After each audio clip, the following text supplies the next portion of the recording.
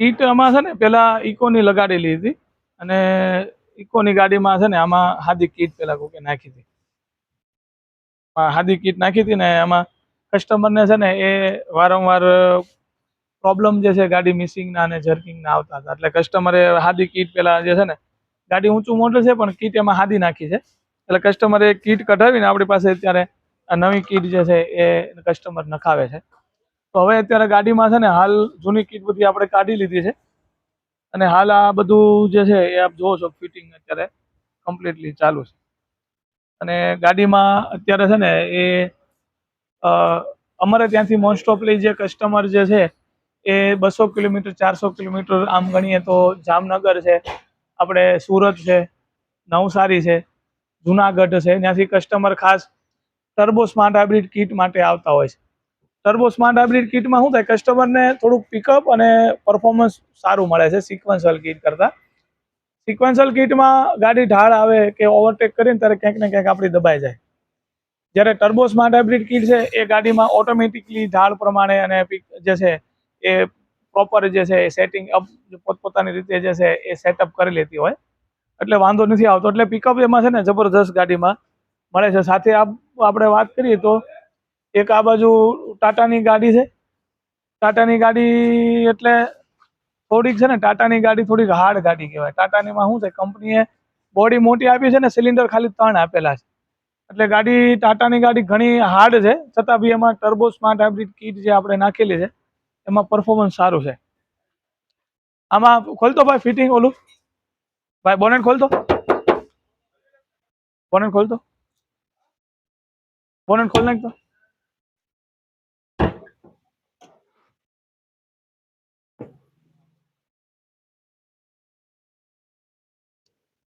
આમાં આપણે ટર્બો કંપનીની કીટ નાખેલી છે, ટર્બો કંપનીની સ્માર્ટ હાઇબ્રિડ કીટ છે એ આપણે ફિટ કરેલી છે.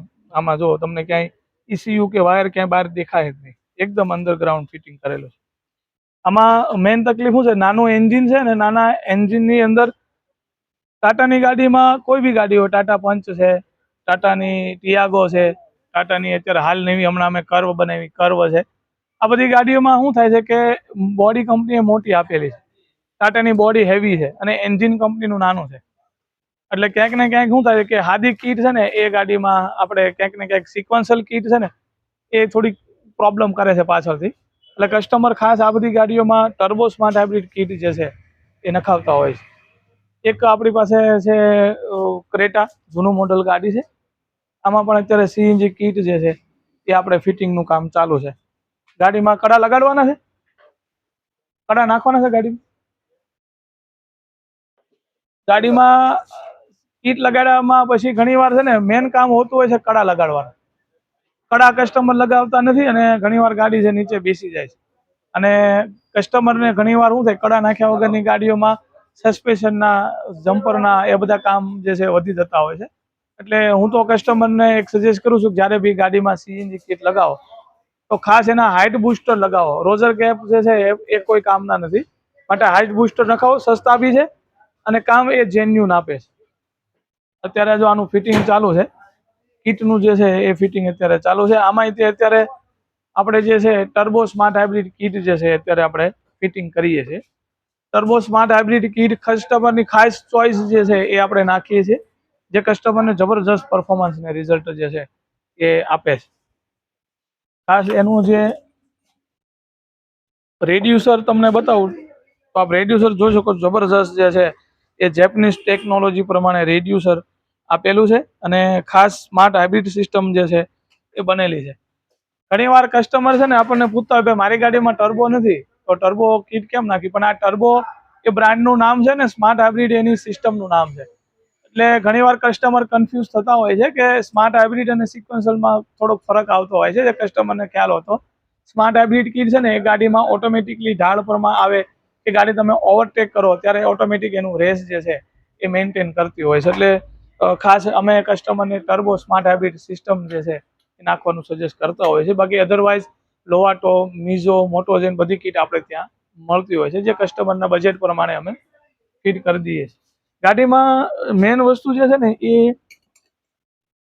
ગાડીની અંદર આ ખાસ રેલ છે, આપ જોઈ શકો છો કે ટર્બો કંપનીની જેન્યુઅન રેલ જે છે એ આપણે આ ગાડીમાં લગાવતા હોઈએ છીએ. નોર્મલ જે 3 ઓહમની રેલ માર્કેટમાં મળે છે જે સિક્વન્શિયલ કિટમાં આવતી હોય છે, જેનું પિકઅપ જે છે ને એ ગાડીનું એક્યુરેસી એ પ્રોપર લઈ શકતી નથી. એટલે ગાડી શું થાય કે જ્યારે તમે એક્સિલેટર આપો ત્યારે પહેલા ગાડી આપણી બેસે છે અને પછી ગાડીનું પિકઅપ આવે છે.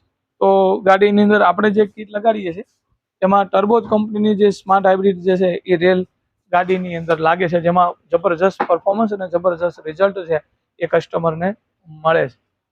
ફિટિંગ ક્વોલિટી એક જે છે એ માર્કેટની અંદર ઘણીવાર જે છે એ પેટ્રોલના ઢાંકણામાં વાલ લગાડી દે અને ડેશબોર્ડ અંદર વાયરિંગ લગાડી દે અને માર્કેટમાં ઘણા લોકો આપણી કોપી કરે છે અને ઘણા લોકો કંપની ફિટિંગના નામે જે છે એ કસ્ટમરને મૂર્ખ બનાવતા હોય છે. જ્યારે કંપની ફિટિંગ એટલે હકીકતની અંદર જે સ્માર્ટ હાઇબ્રિડ સિસ્ટમ જે કંપની યુઝ કરે છે એ ટાઈપની સિસ્ટમ ગાડીમાં લાગે તો જ ગાડીનું જે છે એ પરફોર્મન્સ જે છે આપણને મળે છે. ગાડીનું જે છે ટોટલ ફિટિંગ જે છે આપ જોઈ શકો છો કે એકદમ પ્રોપર સાઇઝમાં થશે અને ટોટલ જે ઇન્સ્ટોલેશન જે છે એ પ્રોપર આપણે જે છે એ કરવામાં આવશે. ટોટલ વાયરિંગ જે છે એ ટોટલ અંડરગ્રાઉન્ડ ફિટિંગ થશે. રેડ્યુસર એકદમ બેક સાઈડમાં લાગશે ને ગાડીના પાર્ટ્સ જે છે એ પ્રોપર ગાડીની અંદર જ્યારે બી કીટ લાગે છે ત્યારે ખાસ આ ટોટલ બોડી જે છે એ સર્વિસ કરાવવી જરૂરી પડતી હોય છે, જેની અંદર ગાડીની અંદર જે ઓલમોસ્ટ જે છે એ ક્ષાર જામેલો હોય છે, ગાડીની અંદર જે છે એ કચરો જામેલો હોય છે, જે આપણને વારંવાર પ્રોબ્લેમ કરે છે. તો મિત્રો વિડીયો ગમે તો લાઈક અને શેર કરવાનું નહીં ભૂલતા, કારણ કે તમે વિડીયો તો જોવો છો પણ લાઈક શેર કરતા નથી, સબસ્ક્રાઇબ નથી કરતા. તો હવે સબસ્ક્રાઇબ કરવાનું ના ભૂલતા. GTV સ્માર્ટ હિન્દી ગોતા અમદાવાદ.